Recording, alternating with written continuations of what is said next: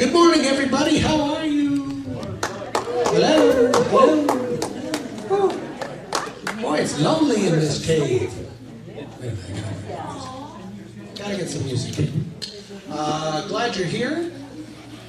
Have you seen this newfangled telephone device?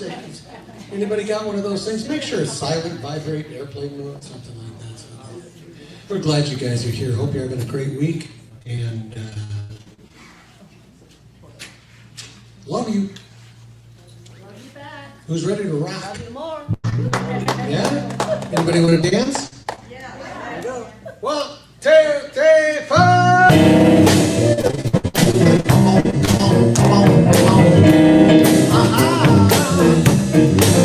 Up on your feet, clap your hands to the beat.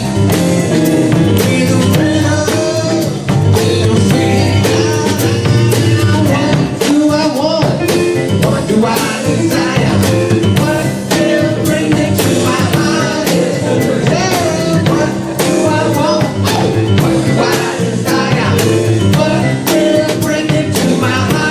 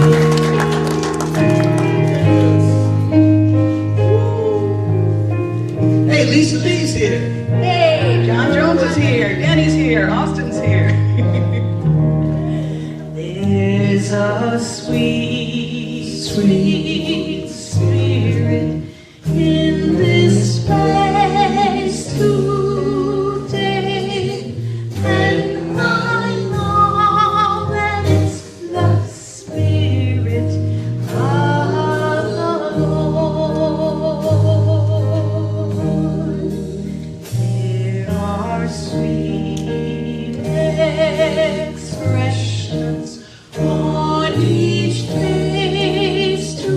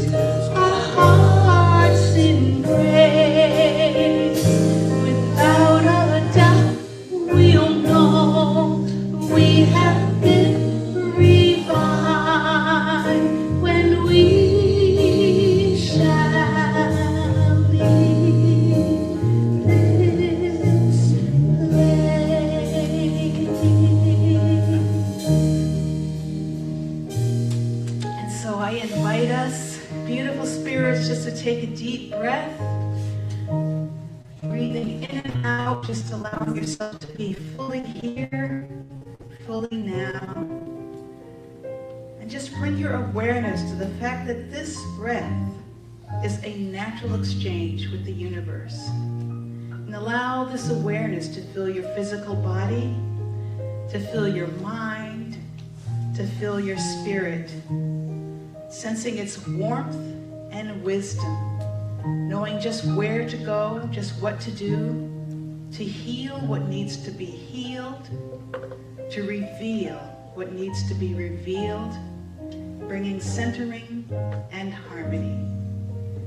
I invite you to notice this natural flow of energy all among the various parts of you, noticing that no part of you is dispensable to the whole. All of you, totally magnificent. On your next in-breath, breathe in the gifts of your ancestors, sensing how we in our very presence here in this place today are standing on their very shoulders. Breathe in how their presence is foundational to our purpose for being on the planet at this time. Breathe inside of the fullness of this, being aware that we have human ancestors. We have geological ancestors. We have cosmic ancestors. Native Americans call this all my relations.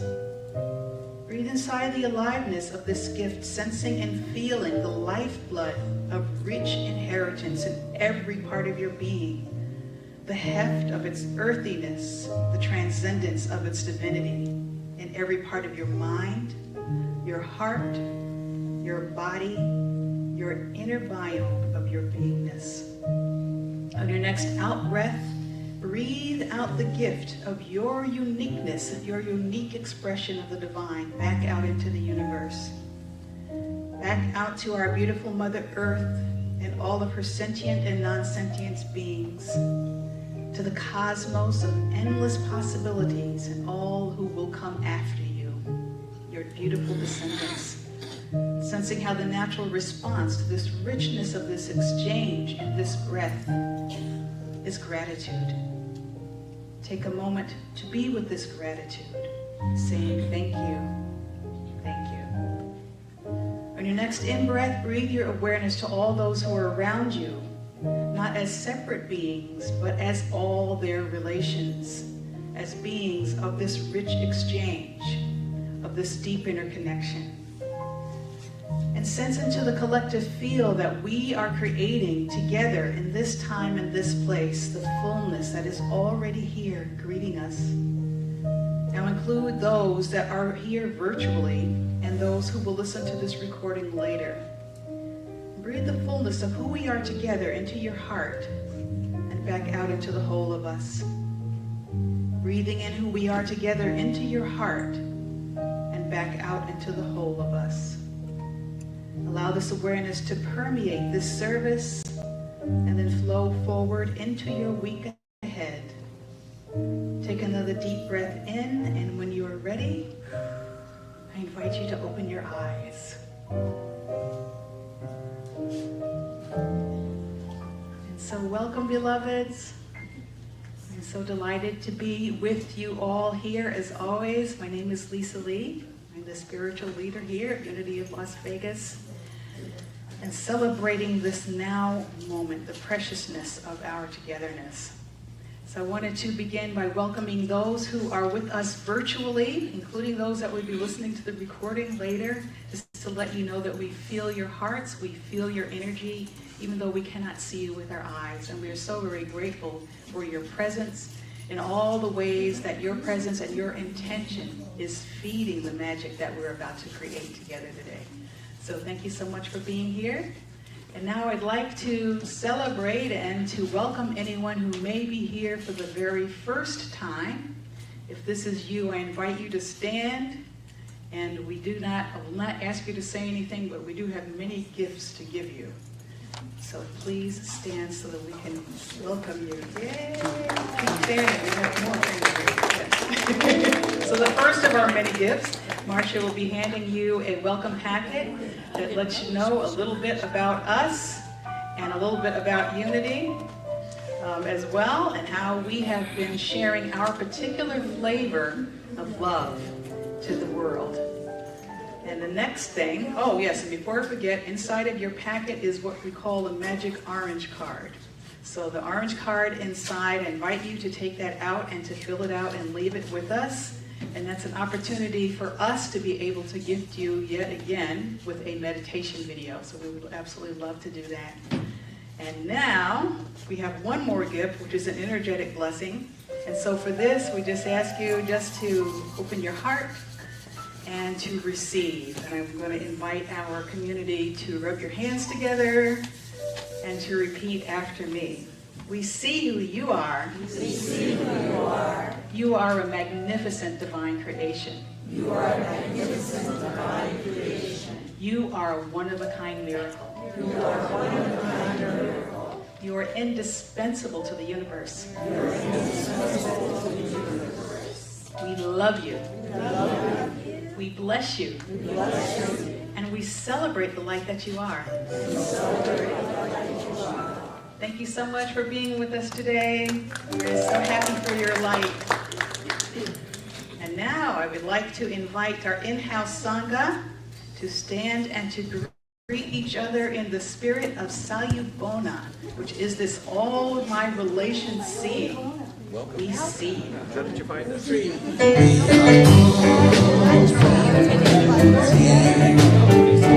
are no strangers when you walk inside that door. We're going to be in this family.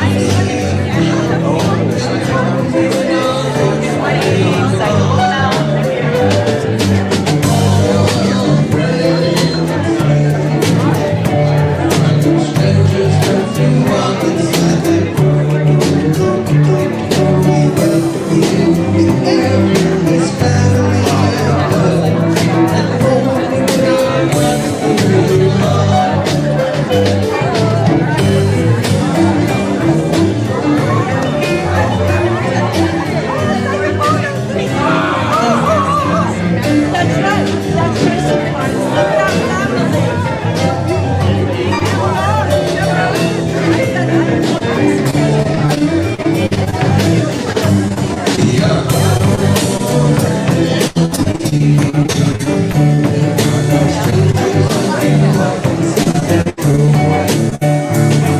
We welcome you in this family of love.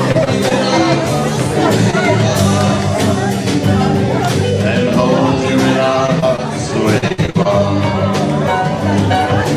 holding your breath through your heart.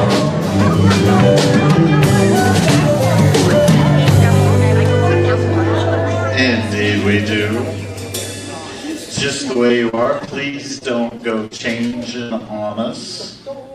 Yeah, my name is Don Bouts, and I get to do a couple of things up here. One of those I call the thank yous and the invitations. So we're going to start off with some thank yous.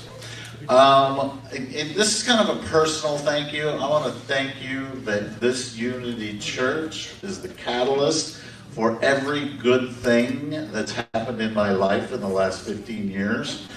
I met my wife Amy here. Amy and I are going to go on vacation for a couple of weeks. We have an idyllic vacation. We're going to go to the coast and spend time with family. We're going to go to Oregon and wander around and see some more family. But this segues into another thank you, and it's the reason that I'm committed to being here every week and doing what I'm doing is because this church, or church like it, saved my life from being just an ordinary, probably a troublemaker, and not very good in relationships, to something I'm really good in relationships now, and I'm not causing any trouble. And so, right? And I think, John Jones, you share this kind of compassion. For as long as I've known you, probably 7 or 8 years, and he's never taken a salary. He donates his time, and I think it's because there's something here that blesses you, right? You're absolutely correct. And you're going to go on the road for a month or something. Well, I'm going to be on the road next week, Uh-huh. doing a gig in Oregon, as a matter of fact. So we're Yeah. not there at the same time. But I'll be off for the month of August. Off for the month of August. That's right. And the thank you for being you and being here and doing Transformation Station and all of that. And you have a fill-in. Yes, we do. Missy Parker is here. Missy, would you stand up? She is totally awesome. And she was playing through a bunch of the tunes already this morning, so she's All right. she's going to be Thank you, brilliant. Missy. And Patty Powers will be here as a singer next week. Most of us know who Patty is. She is the headliner for CSL and a beautiful spirit, and we'll look forward to Patty and Missy. Yeah, thanks, Tom. All right. On to, we have an identity and a purpose statement, and we can say this together, if you will. We are family for each other, welcoming, nurturing, and awakening one another at depth. And our purpose, birthing the new human as the face of evolving love on the planet. And I have said this before, but I leave the birthing duties to Disa. Just kidding. We're all involved. All right. So we have some weekly ongoing events. The first one to share with you is the Life Reflection Cafe. This is every Monday live here at 10 a.m. It's a small group offering where people can share what's happening and the depth of the experience of life on the planet. And for those that are attending, it is a very fulfilling small group exercise. Come here live only.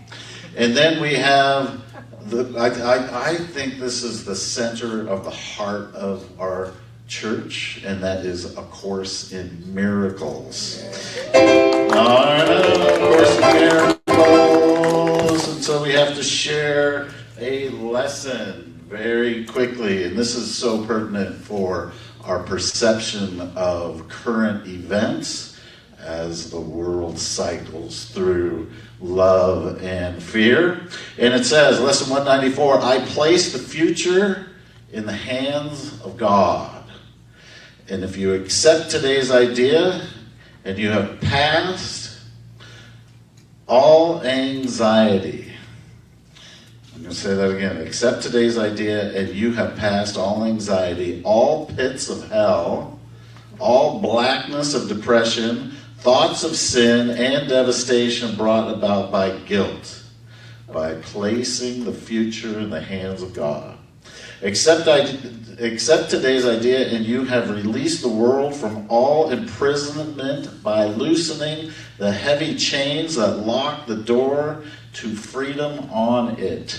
You are saved and your salvation thus becomes the gift you give the world because you have received. And this is a course in miracles. So come on Thursday. The event actually starts at 6, but you start gathering at 5:30, and there's a coffee shop, social, even before that. But it is live here, and also there's a Zoom link, so you can attend on Zoom. To get that link, register on our website, and we'll be happy to forward you the Zoom link. And finally, on Wednesdays at 1 o'clock, we have Midweek Inspiration, and this is Zoom only.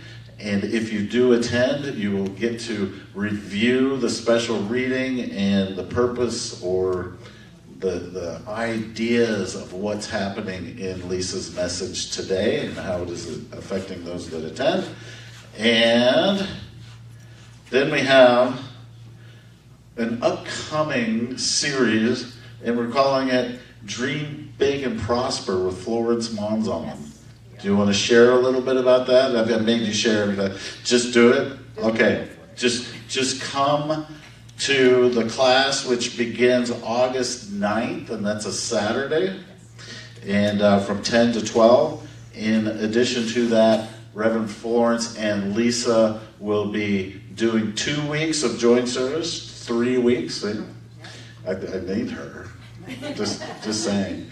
But for 3 weeks, we're going to be doing a Sunday service that Florence and Lisa will be going through what is being shared in the Prosper class, Dream Big and Prosper, beginning August 9th. All right, so Ira Health, come on up and share. Thank you, sir. Hey, so I got a couple of announcements. So Arlene Cohen is directing and writing a play, and she needs 2 women characters. And Arlene, can you stand up? And if you're interested, they'll be presenting at the next open mic in August. And so see Arlene after the service. One more thing, Michelle Roll, our resident rock star, she's going to be at the Smith Center on August 15th, and she said if people here want to go, she can get a group discount. There's some people already have their tickets, but she's going to call you about your question. But if Unity people want to go, contact her, and she can get a 10% discount for part of a group. And I also sent that to the men's group. So, and Petty Powers is at the Tuscany every Monday. Wow. Don't go anywhere, Ira. Could I just say that... Ira, you and Kathy, you can just stand up right there. Today is an auspicious day. This is the 39th anniversary today. And I think we have a special something, John? A little something here. All right. So we're going to bless you. We're going to give them energy. We'll dance. Why men say only fools will shine.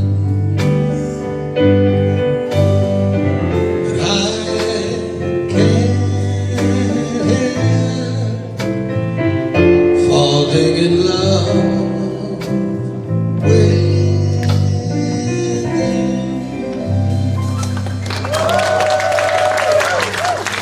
We played Talking Heads. And if you're a member and you're coming, you know how much Ira and Kathy do, their contribution, both in time and finances and the whole works. We are so blessed and very grateful. And yeah. John, Amy, Arlene has something to say. you wanted to talk? Yeah, I just want to say the play is not where you have to remember it. It's just Reader's Theater, and it's just a few lines, so come in and help me out. Thank you. All right, and that's next, that's August 8th, Right. Friday. But we're having rehearsals before Wednesday. Okay, and you already have your girls. I have maybes. Maybe? More So than one if you bedroom. want to more information and possibly join. Yeah, See just you. let me know if you're interested, yeah. Fantastic. Any more interruptions from the audience? No, we're good? All right.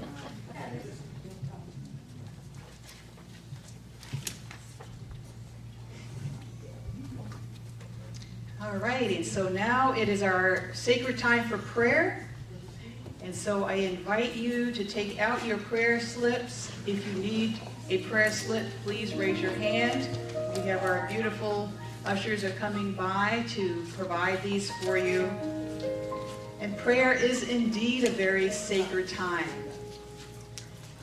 And it really honors the covenant that we have with the divine, that is wishing to give us everything, that is wishing to give us the universe. And so this is our way of opening to that, our way of saying yes to that. Our affirmation today is I witness the dynamic flow of abundance all around me. So I invite you just to breathe that in, all of the seen and unseen ways that you are immersed in abundance in this moment and every moment. To breathe that in totality for yourself, to breathe that in totality for anyone whose name is coming to mind now to go on the prayer slip. We truly are whole, we are complete, And this process is a process of affirming that indeed this is so.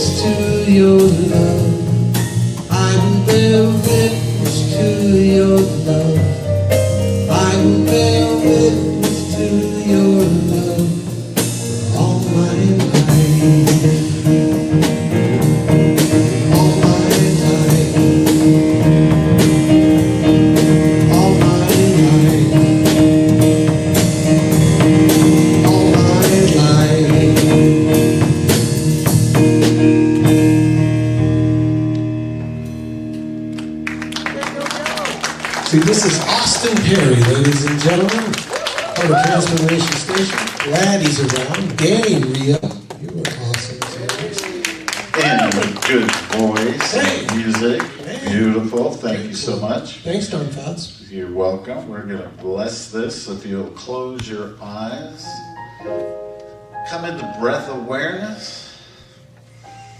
Just follow the breath into the heart space, stay there. There's an intention that love moves easily as an expression of you and as an expression of everything you do and contribute.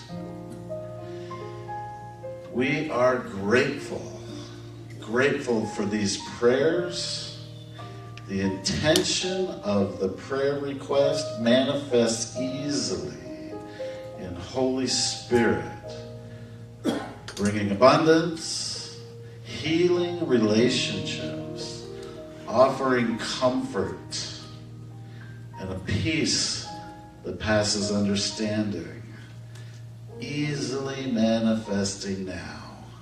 Thank you, God. And so it is.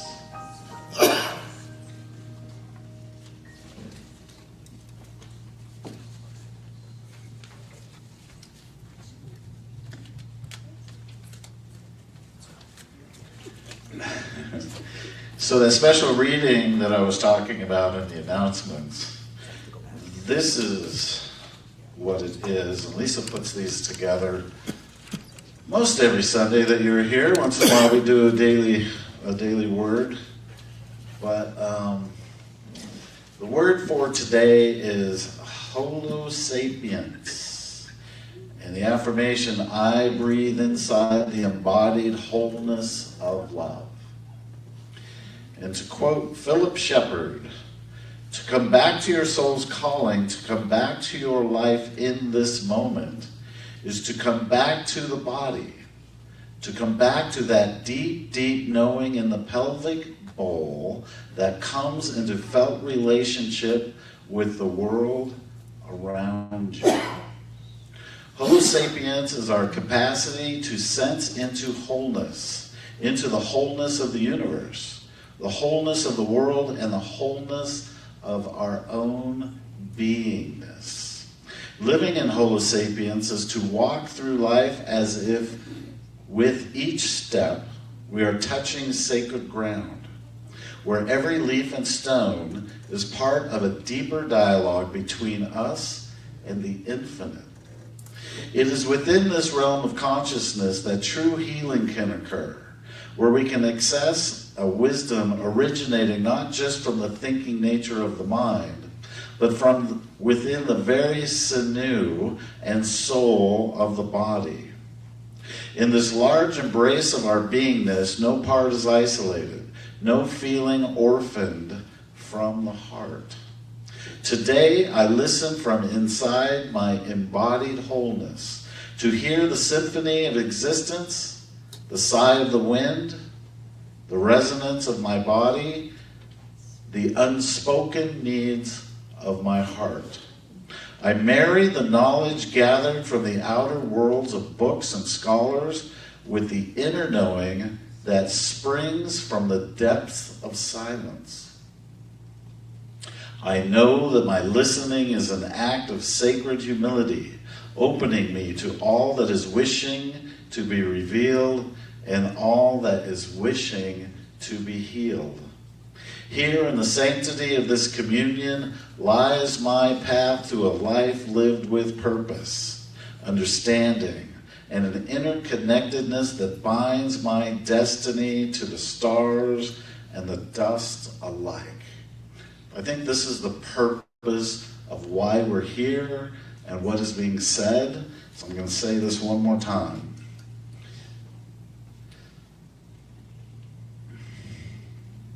Me.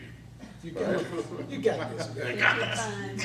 Here in the sanctity of this communion lies my path to a life lived with purpose, understanding, and an interconnectedness that binds my destiny to the stars and the dust alike. All right. I breathe inside of the embodied wholeness of love. Whew. So it is. Well said, James. Well said. Did you write that? You wrote that, didn't you? I did. You're incredible. Just this week? No. It would take me years to write something. That's incredible. You're a genius. You just exude creativity. Oh, no. That was beautifully said. Really, really nice. Here we go. 1, 2, 3.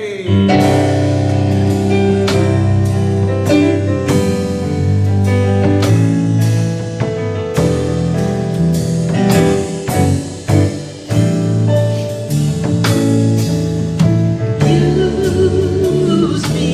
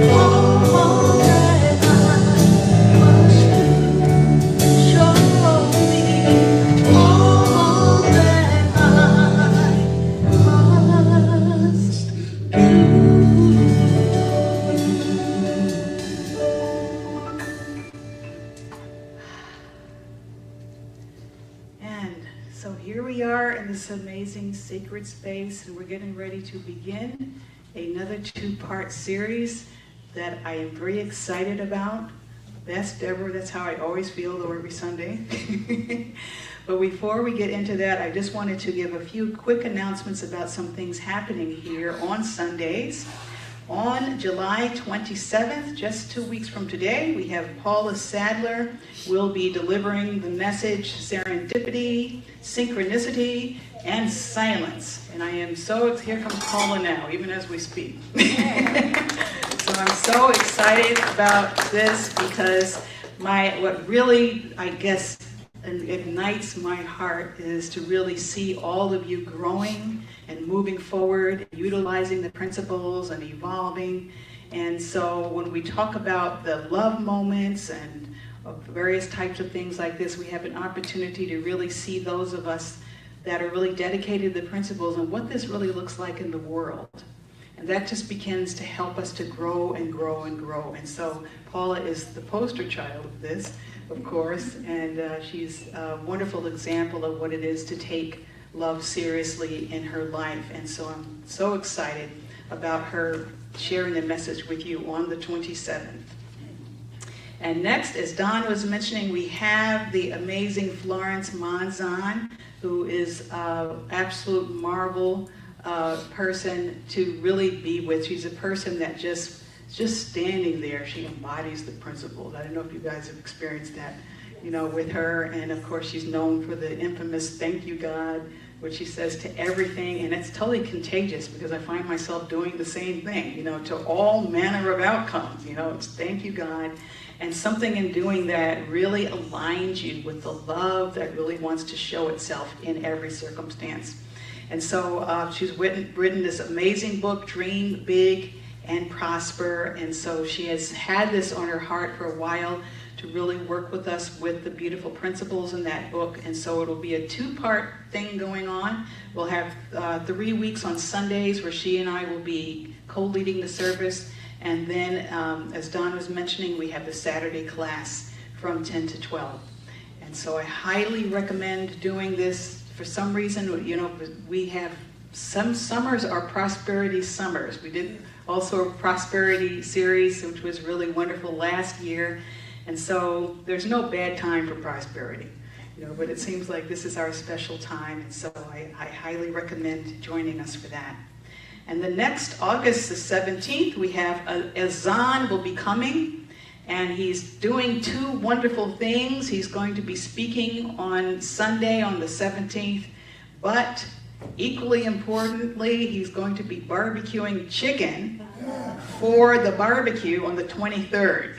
So you want to make sure that you attend both of those events. 2 ways of his demonstrating his amazing sacredness, 2 different expressions. So highly recommend that.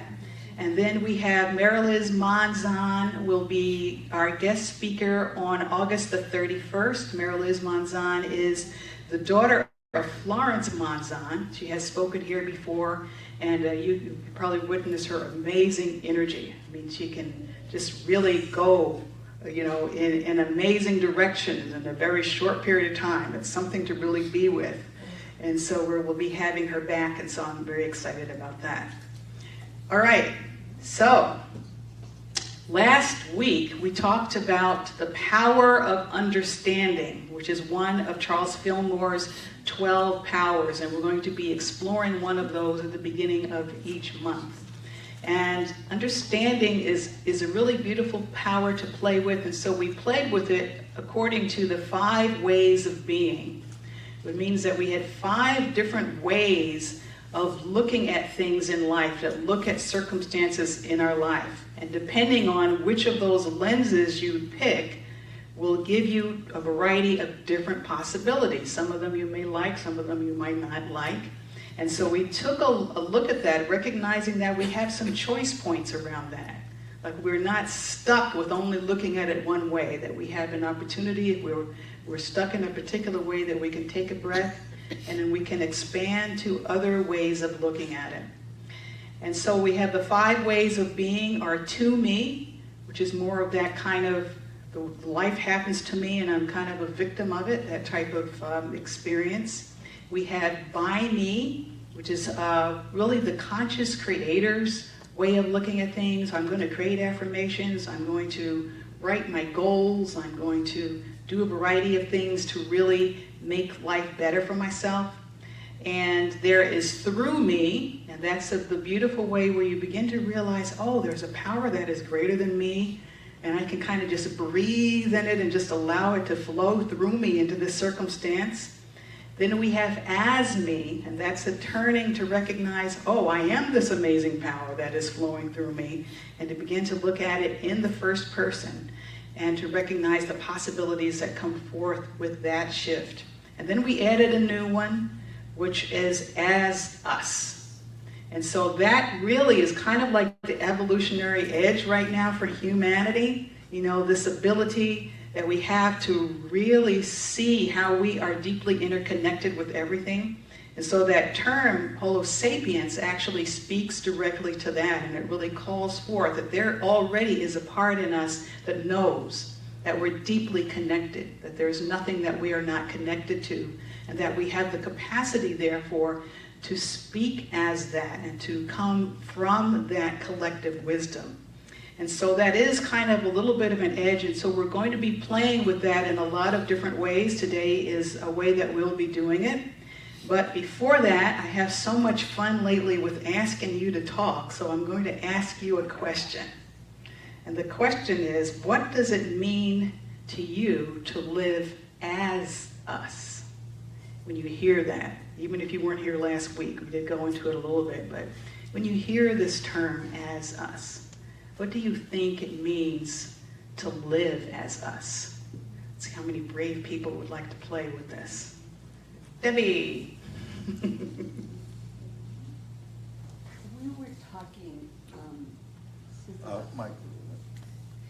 I can't even remember who I was talking with, but we were talking about being of service, you know, and what that means to everybody. And I said, I feel really stupid saying this, but I think making myself a better person is being of service.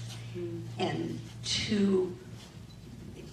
in my mind, if I model us without saying anything or doing anything, it will be an attraction to all of us. Yes, I love that. And you're such a beautiful model of that, by the way. Yes. Debbie is very good at gathering us for fun. She's like the fun ambassador, you know, and anytime someone is having a birthday or anything to celebrate for any reason, Debbie says, hey, let's. And so you are demonstrating that. You're precious to our community. Thank you. When you said as us, or let's, it reminded me of my sister and I when we were growing up. We were like on the same level, intuitive together almost all the time. And we had so much fun with nonverbal communication that it was just a fun game that we always played. And so the two of us together would be in band, or we'd double date, or we'd be in the same class in college. So that's what first occurred to me as this intuitive connection as us. Yes, I love that. It brings to mind our Native American statement of all my relations. And there's this ocean of life of all the animals, all the humans, the stars, the moon, the sun, and somehow this magical interconnected field, I'm a part of it, and its intelligence and its grace is a gift that makes life a mysterious, wonderful journey. Yes, absolutely. Thank you.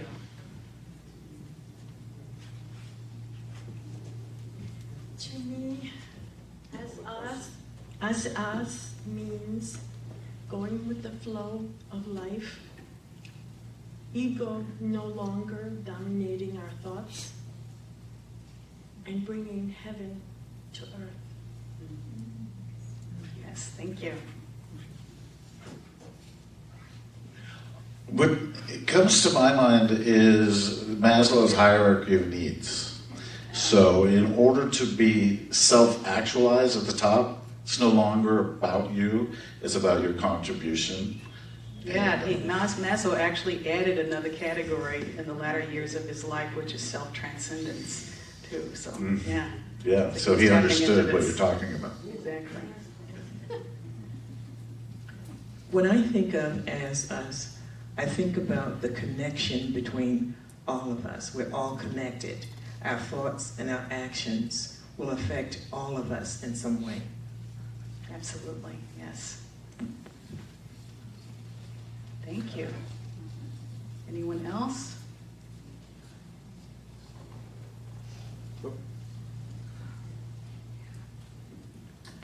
Hi, it reminds me of Ubuntu. This is so cool because I literally have that on my arm. I am because you are. Yes. So I think this is wonderful. And we are connected to everything, the earth, everything. So Yes.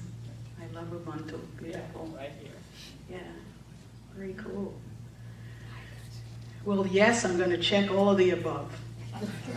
And you may notice just breathing that in, it's impossible to really feel lonely and alone and separate. You know, if we are holding these ideas in our mind, we can be individual, but still part of a wholeness that nurtures us, that provides wisdom, that makes it possible for us to know how to move forward differently on our planet that is sustainable and whole.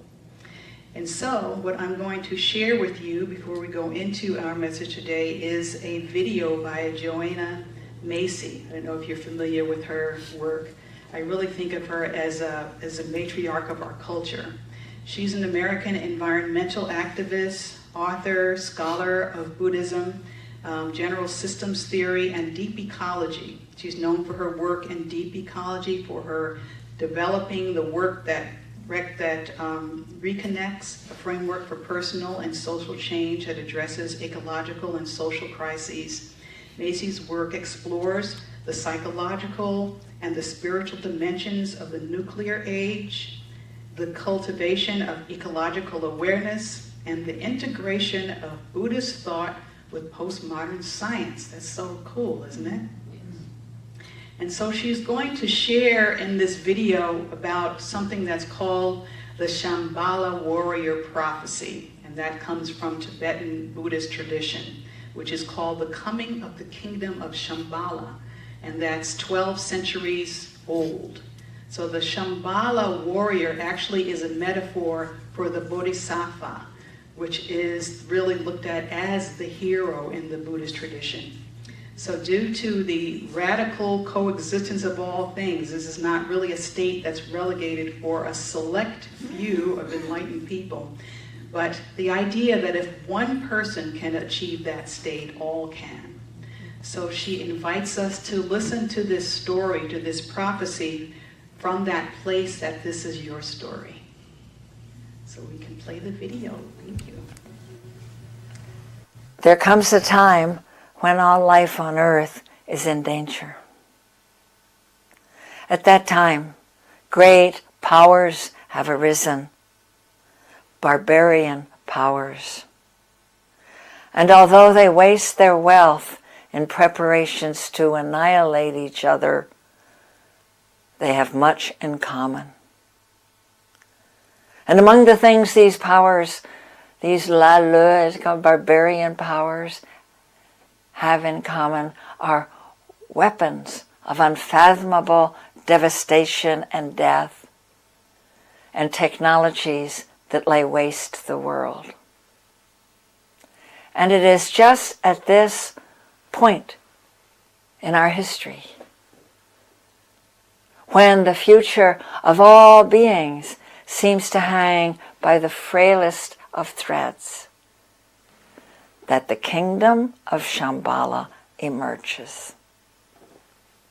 Now you can't go there because it is not a place. It exists in the hearts and minds of the Shambhala warriors. And actually, you can't tell a Shambhala warrior by looking at her or him, because they wear no uniforms, no insignia, they wield no banners, they have no barricades upon which to climb to threaten the enemy or behind which they can rest and regroup. They don't even have any home turf. For the Shambhala warriors have only the terrain of the barbarian powers to move across, to act upon. Now the time is coming, Dugu Gyal Rinpoche said to me, when great courage is required of the Shambhala warriors. Moral courage and physical courage. And that's because they are going to go right into the heart of the barbarian powers to dismantle their weapons. They're going to go into the pits and citadels where the weapons are made and deployed. They're going to go into the corridors of power where the decisions are made to dismantle the weapons in every sense of the word. Now mark this, said Chujia Rinpoche to me. The Shambhala warriors know that these weapons can be dismantled because they are manomaya. That means mind-made. Made by the human mind, they can be unmade by the human mind. Because the dangers that face us are not brought upon us by some satanic deity or some evil extraterrestrial force or some unchangeable preordained fate. They arise out of our relationships and habits, out of our priorities. They are made by the human mind. They can be unmade by the human mind. So, he said, now is the time the Shambhala warriors go into training. How do they train? I asked. They train in the use of 2 implements, he said. Actually used the word weapons. What are they? I asked. And he held up his hands the way the dancers hold the ritual objects in the great Lama dances of his people. And he said, one is compassion, and the other is insight into the radical interdependence of all phenomena. And you need both, he said. You need the compassion because that provides the fuel to move you out where you need to be, to do what you need to do. It means not being afraid of the suffering of your world. And when you're not afraid to be with that pain, then nothing can stop you. You can be and do what you're meant to.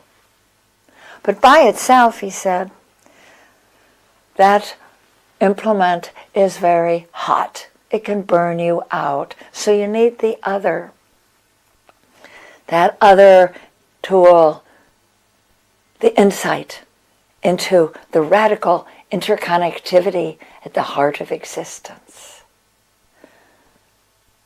The web of life, our deep ecology. When you have that, you know, he said, when you understand that, then you know that this is not a battle between good guys and bad guys. You know that the line between good and evil runs through the landscape of every human heart. And you know that we are so interwoven in the web of life that even the smallest act with clear intention has repercussions through the whole web beyond your capacity to see. But that's kind of cool, he said. It's maybe even a little abstract, so you need the heat of the compassion. That's the prophecy.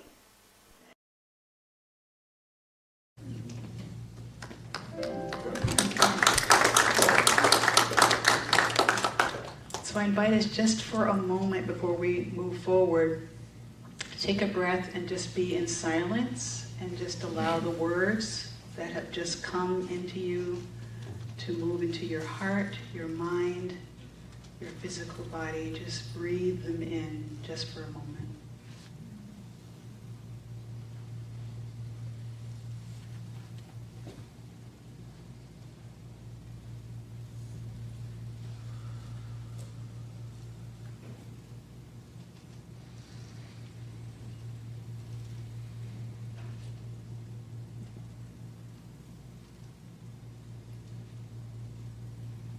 Thank you. And so needless to say, I listened to this and I was deeply inspired by this amazing transmission. And I really love that she has this beautiful dance between compassion and insight. Because one of them being fire energy and the other one being more of water energy. You know, we can turn on the news and it's easy to get really overwhelmed, isn't it?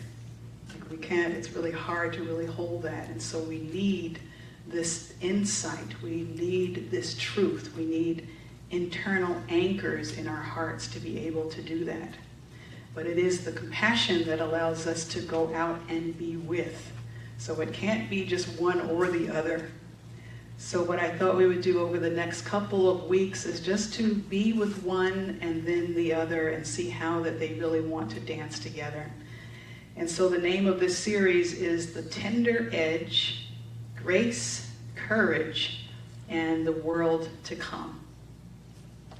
And then today we're going to be taking a look at insight, specifically, seeing the web of life. And so it is really tapping into that as us consciousness that she was speaking about, that it's not insight just as an intellectual idea, but it is insight that comes from a deep wisdom of being connected with all of things. Comes from our natural sense of Homo sapiens, as I was mentioning before, which is this capacity to sense into the whole. This is something we already have innately. So that's the beautiful thing about it. We just need to tap into that, into the wholeness, into the universe, and the wholeness of our own being. And so, what I wanted to do is to give you 3 anchors of insight. And it just so happened I was writing this paper for my ministerial school. I love how this happens. And of course I thought that was a whole separate thing. And then I realized, both of these are working and speaking to each other, which very often happens. And I have this very wonderful minister that is guiding this class. It is Cultivating Spiritual Leadership. And he himself, Jim Rosemurgy, is a sage and a mystic in his own right. So it's absolutely wonderful to have him as a teacher. And so he gave us this assignment. And somehow when a sage and a mystic gives you an assignment, it just has its own life.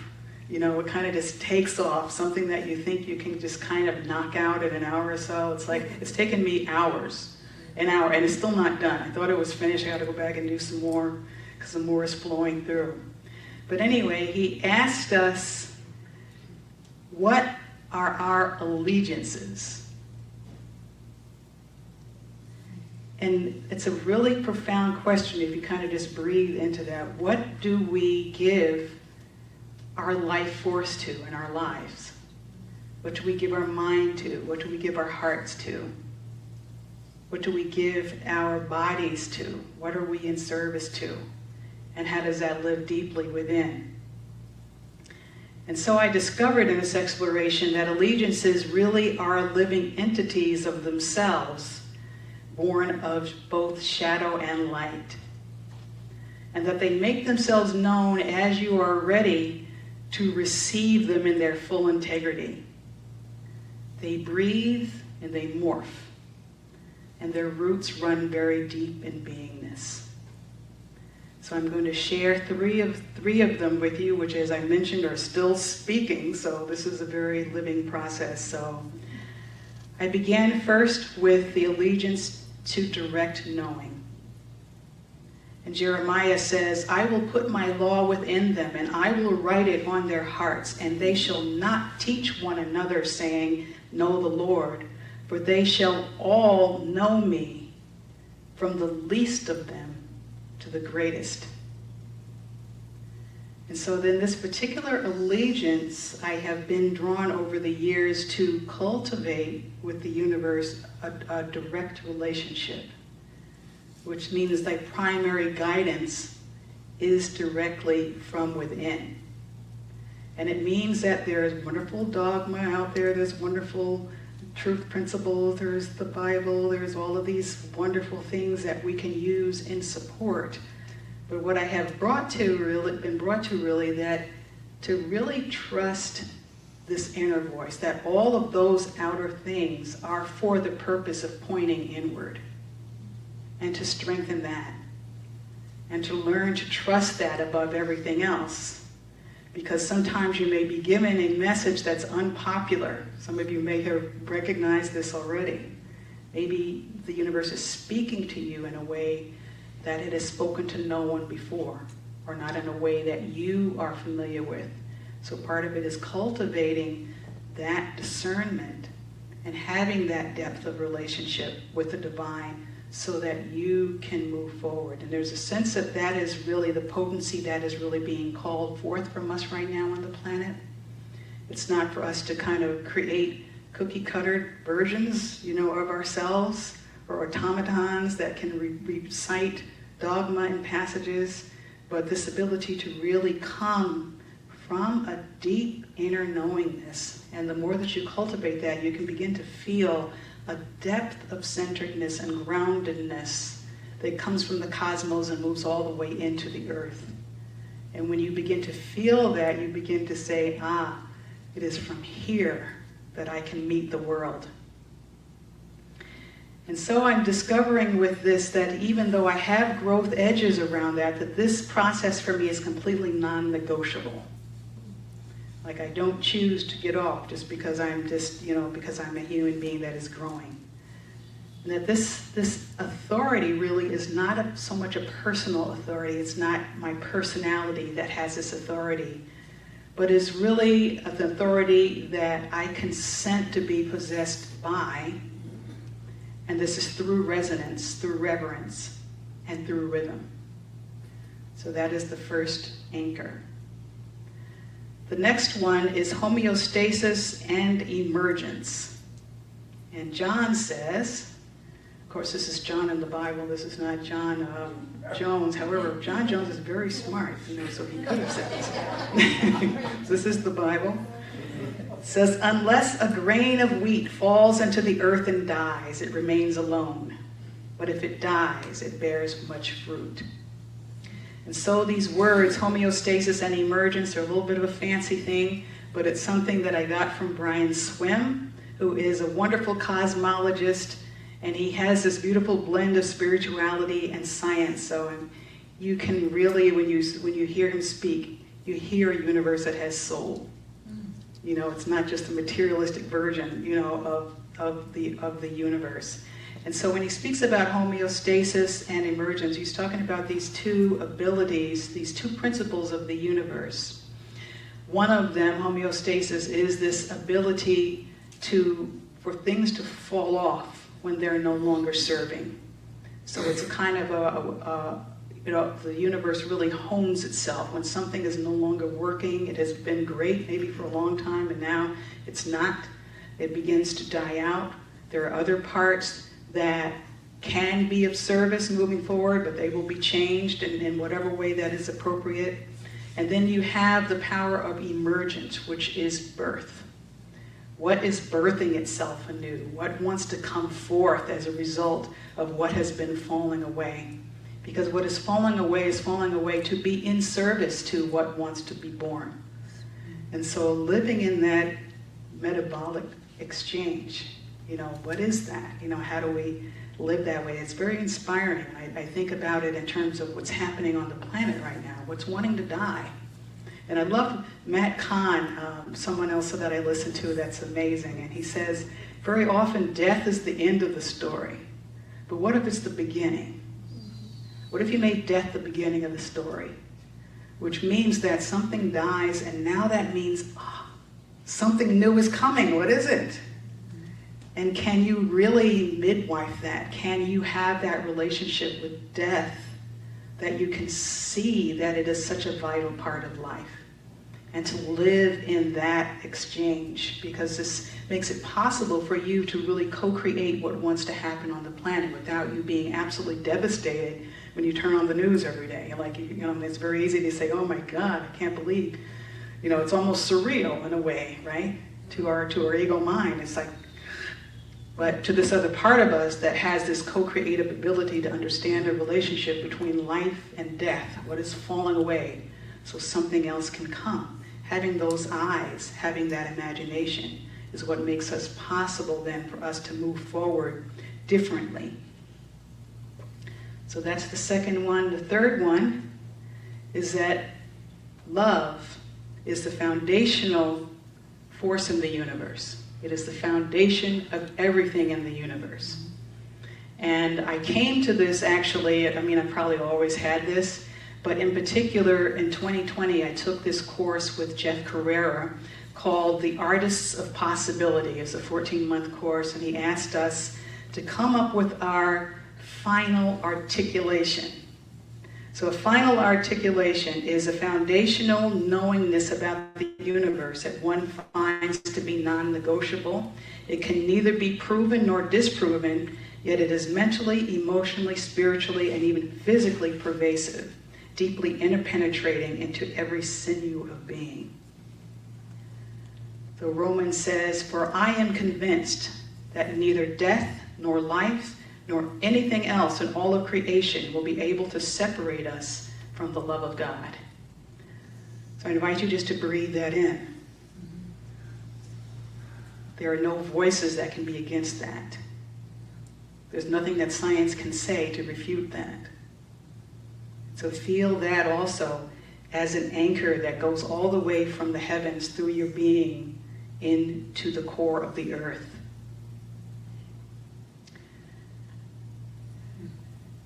Because inherent in this type of articulation, this final articulation, is this unconditional commitment of being in the world from that place. Which means that you are, as we have mentioned before, the first source of love. Which means that you bring your perception of love first and foremost to every situation, to every relationship. You live at cause with this. You are the cause of earth. You are the cause of love on the planet. So it is coming deeply from there.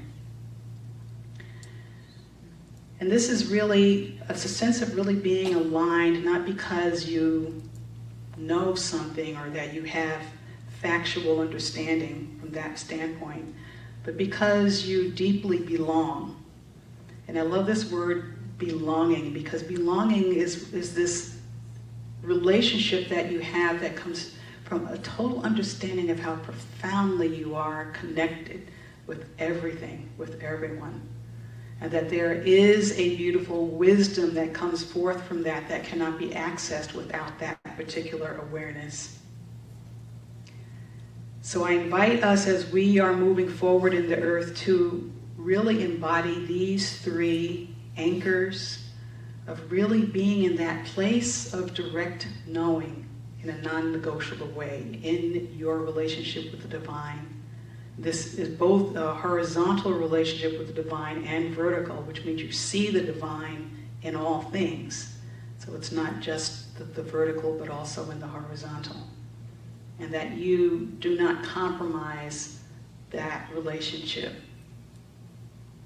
And being in this place of understanding the relationship between life and death, that homeostasis and emergence, so that when you see things happening that look like destruction, you understand the relationship between destruction and what wants to be, and you can use the power of your imagination to bring forth the world newly through that.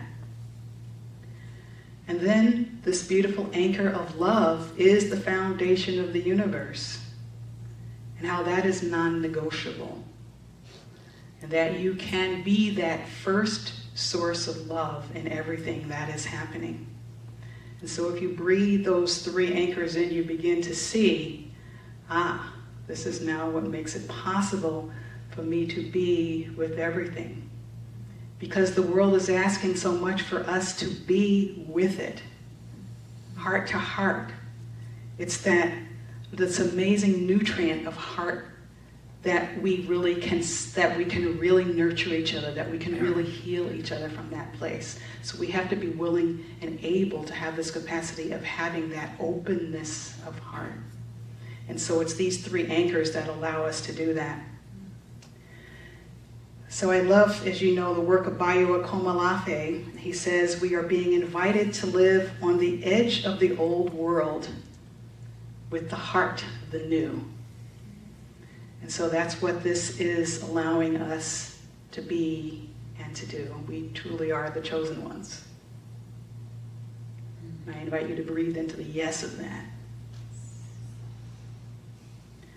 So we're going to do a meditation now, which will be the as us, and we're similar to one that we had last week, but it's another way of really being in this edge, and it truly is an edge. It's an evolutionary edge for humanity. We are just now beginning to touch on this possible way of seeing life and being with love.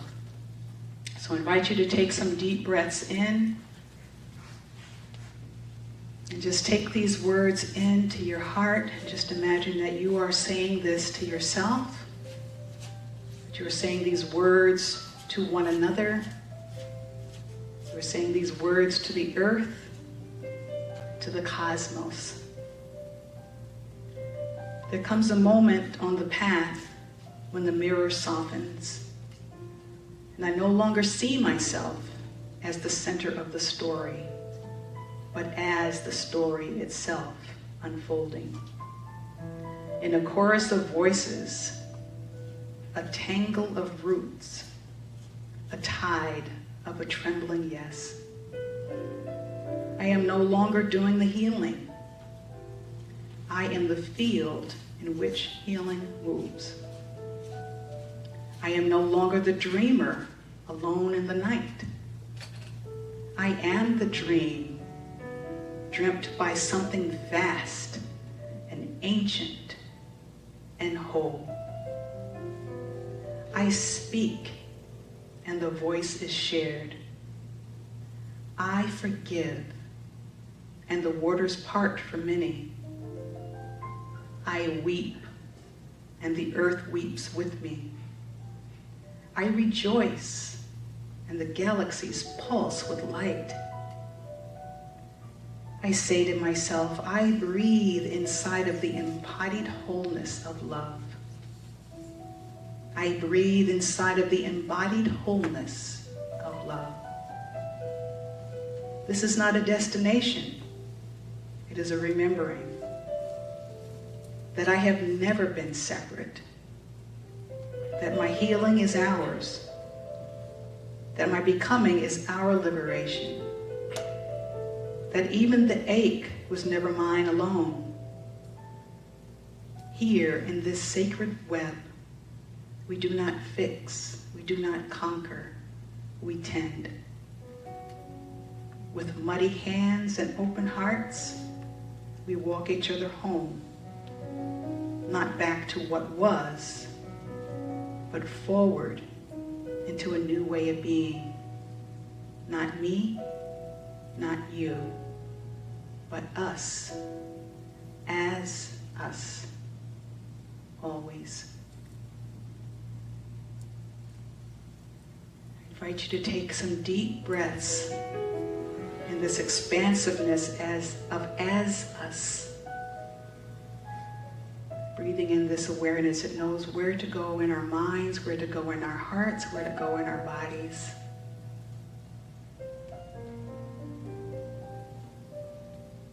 And feel as this awareness is making its way into our being, we become aware of our connectedness with everyone that is here in the room. Recognizing that they also are embodied as us. And we send this awareness out into the world, imagining it wrapping itself around the earth, Feeling the wholeness of that, the oneness of that. Feeling how love cannot be stopped. So another deep breath in, knowing in our hearts of hearts that this is the way it really is.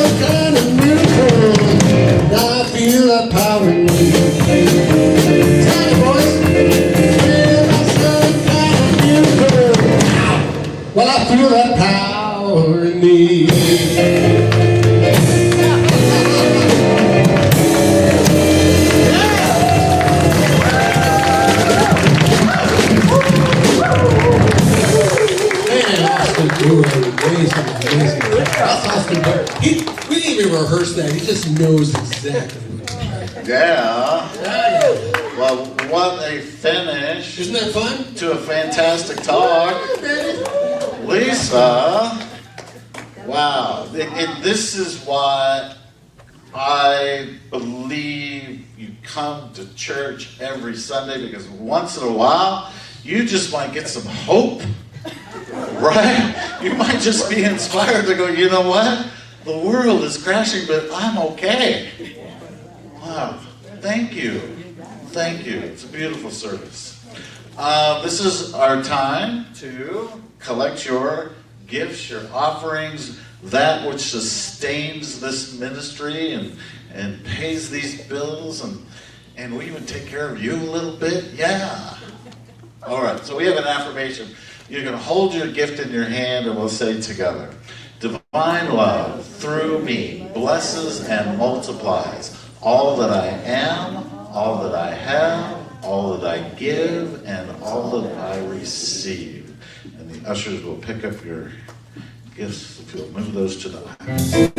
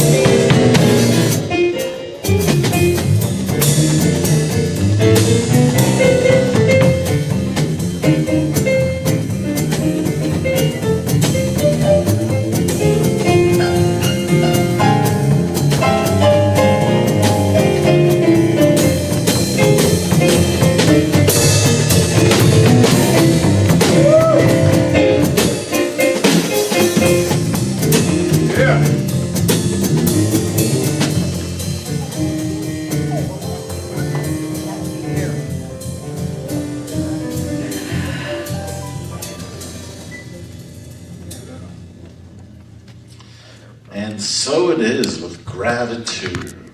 We know that this is a circular experience, that your giving flows back to you tenfold. So just visualize that. Open your heart to receiving. There's an abundance of financial strength and reality. This prosperity is eternal, and we are grateful. Thank you, God.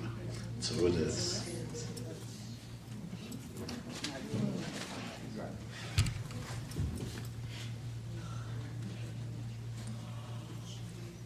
And now, without further delay, it is time for our affirmations.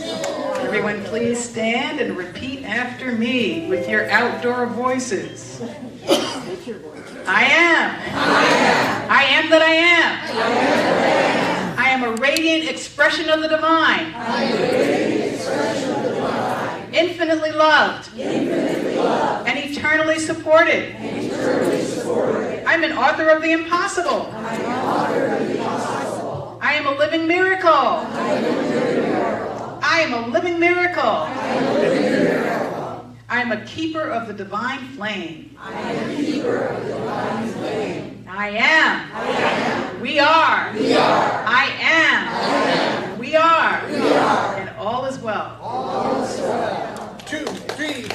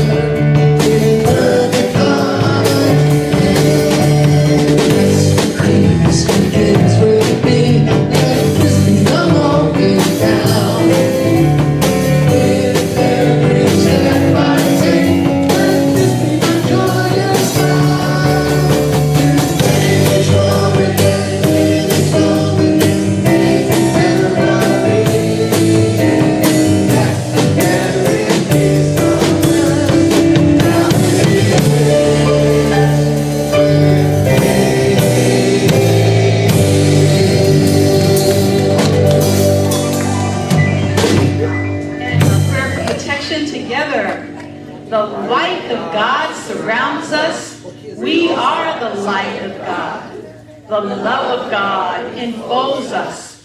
We are the love of God. The power of God protects us. We are the power of God. The presence of God watches over us. We are the presence of God, and wherever we are, God is.